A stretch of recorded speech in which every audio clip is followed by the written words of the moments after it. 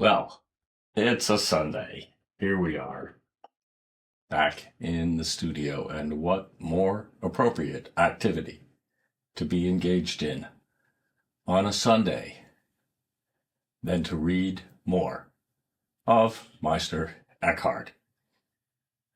We are going to be reading Sermon 7, bit by bit.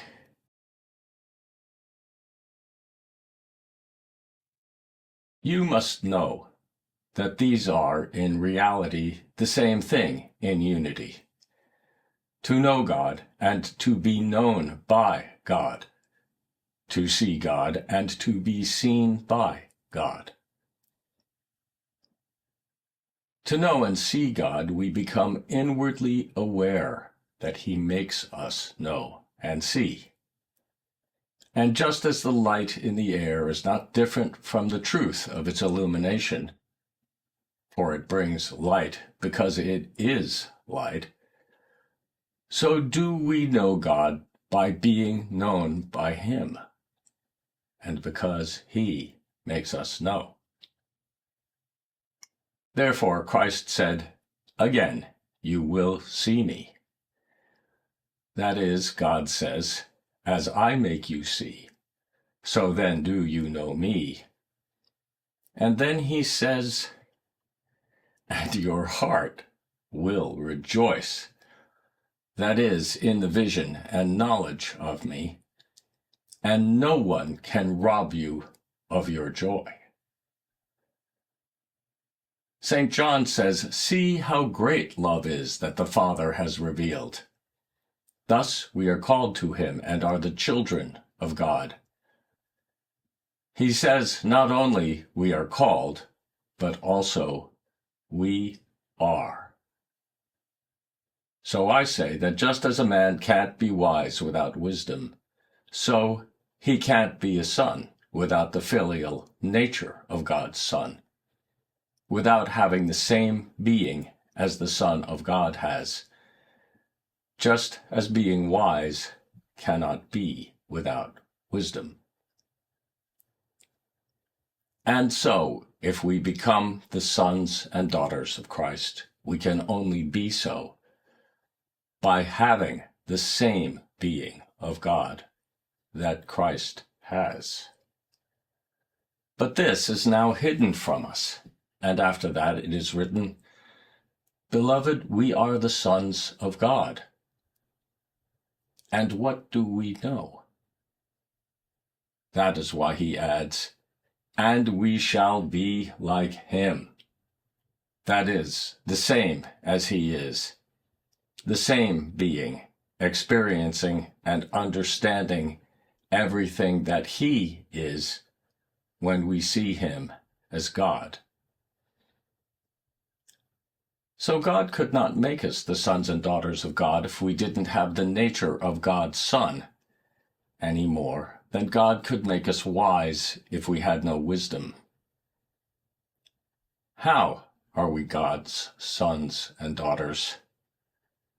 We don't know yet. It does not yet appear to us. All we know is that He says we shall be like Him. There are certain things that hide this knowledge in our souls and conceal it from us. The reading ends here, and I played a bit fast and loose with some of Eckhart's words here, because he didn't mention sons and daughters of God, and yet I think it's quite appropriate to do that when we're speaking about spiritual practice, because after all, we are men and women, not just men here in this world. And so, with a bit of modernization and a few minor changes to wording, you have the beginning of Sermon 7 here. What is he saying?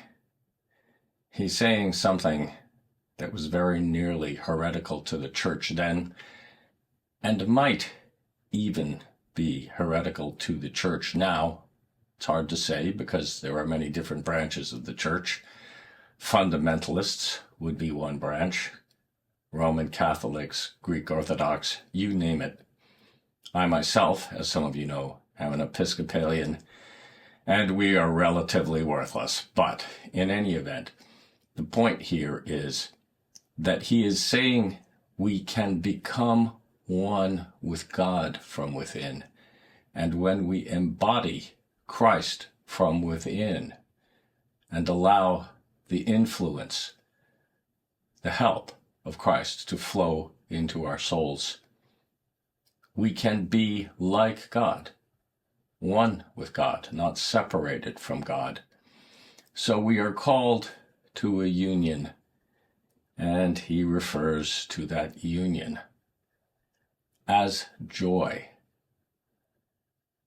And joy can be within our being as real as the air we breathe.